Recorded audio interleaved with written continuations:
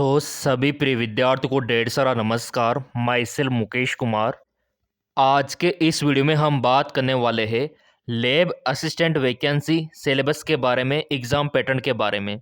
काफ़ी सारे प्रिय विद्यार्थियों के कमेंट आ रहे थे, सर लैब असिस्टेंट का सिलेबस क्या है, किस टॉपिक से क्वेश्चन हमसे पूछे जाएंगे, कितने क्वेश्चन पूछे जाएंगे, कितने नंबर का पेपर रहेगा, और यहाँ पे नेगेटिव मार्किंग किस प्रकार से रहेगी, और यहाँ पे सबसे ज़्यादा इम्पोर्टेंट है कि पेपर का जो पैटर्न है वो किस बेस पे रहेगा। ये सारी जानकारी आज आपको इस वीडियो में मिलने वाली है। तो देखो, आपका पेपर फर्स्ट और सेकंड यहाँ पे होता है, ठीक है। तो सेकंड आपका यहाँ पे पूरा साइंस का रहता है। जो आपने 11th और 12th में जो साइंस आपने पढ़ा है, आपका बायोलॉजी हो गया, आपका फिजिक्स हो गया, आपका केमिस्ट्री हो गया, जीव विज्ञान, रसायन विज्ञान और आपका भौतिक विज्ञान, यहाँ से क्वेश्चन आपके बनते हैं। और कितने क्वेश्चन आपके बनते हैं, तो यहाँ पे 100 क्वेश्चन, ये देखिए, और 100 क्वेश्चन आपके रहते हैं।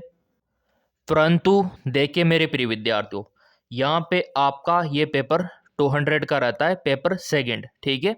यानी कि आपको प्रत्येक सही आंसर पे 2 अंक मिलते हैं, और अगर आप गलत करते हो तो नेगेटिव मार्किंग भी यहाँ पे रहने वाला है 1/3। और 2 घंटे का पेपर रहेगा। और यहाँ पे आप देख सकते हो पेपर आपका पूरा का पूरा जो क्वेश्चंस रहेगा वो ऑब्जेक्टिव रहेगा। तो ये भी क्लियर हो गया। अब यहाँ पे पेपर जो आपका सेकंड है उसमें तो ये रहेगा। अब जो आपका पेपर फर्स्ट है उसमें क्या रहेगा, क्या क्राइटेरिया रहेगा, वो भी आप यहाँ पे देख सकते हो। इसमें आपका अधिकतर जीके और रीजनिंग रहेगा, करंट अफेयर रहेगा। तो इसमें भी आपसे 100 क्वेश्चन पूछे जाएंगे, ठीक है। और यहाँ पे ये भी पेपर 200 अंकों का रहेगा, यानी कि प्रत्येक क्वेश्चन 2 नंबर का, और 2 घंटे का ये रहेगा। तो ओवरऑल आपका पेपर 400 अंकों का रहने वाला है, 400 अंकों का। अब आप 400 में से 400 में से कितने अंक लाते हो, ये आपके ऊपर डिपेंड करता है। तो आपका जो पेपर फर्स्ट रहेगा इसमें आपका अधिकतर जीके पूछा जाएगा, हिस्ट्री, यहाँ पे कल्चर वगैरह आपसे पूछा जाएगा, बेसिक आपका रहने वाला है। अब आपका यहाँ पे आ जाता है सिलेबस। ये देखिए, सिलेबस में आपका सबसे पहले यहाँ पे हम देख लेते, साइंस बायो का देख लेते हैं सबसे पहले कि आपका बायो में क्या रहता है। सो यहाँ पे देख सकते हो, यहाँ पे सेकेंडरी हर स्तर का ज्ञान होना चाहिए, और यहाँ पे जीव विज्ञान का सीनियर सेकेंडरी हर स्तर का ज्ञान होना चाहिए। तो ये भी आपका क्लियर होना चाहिए कि विज्ञान का तो सेकेंडरी स्तर का होना चाहिए, और जीव विज्ञान का सीनियर सेकेंडरी स्तर का ज्ञान आप में होना चाहिए। तो यहाँ पे आप जीव विज्ञान भाग का देखो, जिसमें ये टॉपिक है आपका ब्रायोफाइटा, टेरिडोफाइटा, ठीक है, एंजियोस्पर्म, जिम्नोस्पर्म, ये आपको पढ़ लेना है, क्वेश्चन यहीं से बनेगा। इसी प्रकार आपका आवर्त बीजी पादपों के आकार की, ये आपको देख लेना है। पादप शरीर यानी कि प्लांट का एनाटॉमी, जिसमें आपका उत्तक उत्तक तंत्र आ जाएगा। फिर आपका यहाँ पे पादप कार्य की, प्लांट का फिजियोलॉजी, एनाटॉमी और फिजियोलॉजी दोनों रहेगा प्लांट का। फिर यहाँ पे पर्यावरण का अध्ययन, और गवर्नमेंट के इंस्ट्रक्शंस के अनुसार पर्यावरण से क्वेश्चन बनता है। फिर यहाँ पे आप देख सकते हो आपका बायोटेक्नोलॉजी, जैव प्रौद्योगिकी, और फिर आपका पादपों का आर्थिक महत्व, फिर आपका सेल्स, कोशिका आ जाएगा। ये टॉपिक आपको क्लियर कर लेना है पूरा का पूरा।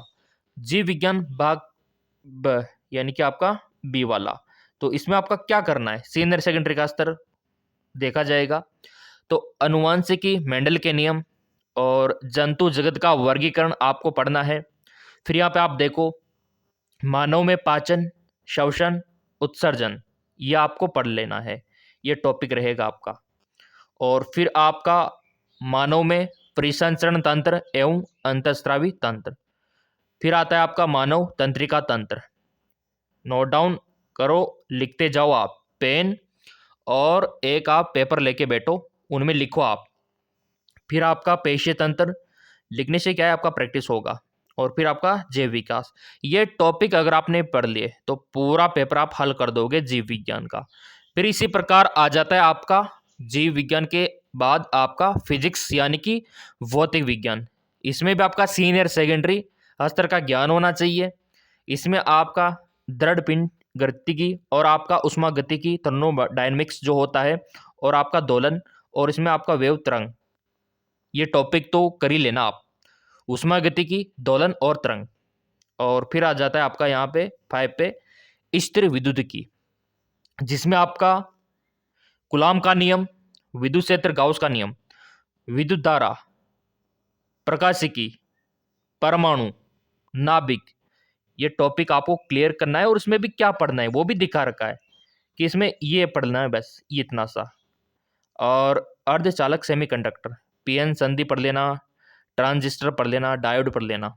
और वैसे सब्सक्राइब कर रखा हुआ चैनल तो हम भी करवाएंगे, ऐसी दिक्कत वाली बात है नहीं, क्योंकि जब आपने सब्सक्राइब किया है। और नोट्स कहाँ पे मिलेंगे वो भी आपको बताएंगे। अब यहाँ पे आ जाता है रसायन विज्ञान। बहुत लेंथ नहीं है, छोटा सा है पेपर और छोटा सा सिलेबस है, कर लोगे आप इजीली, मेरे को पता है। लैब असिस्टेंट का सिलेबस आप कवर कर लोगे।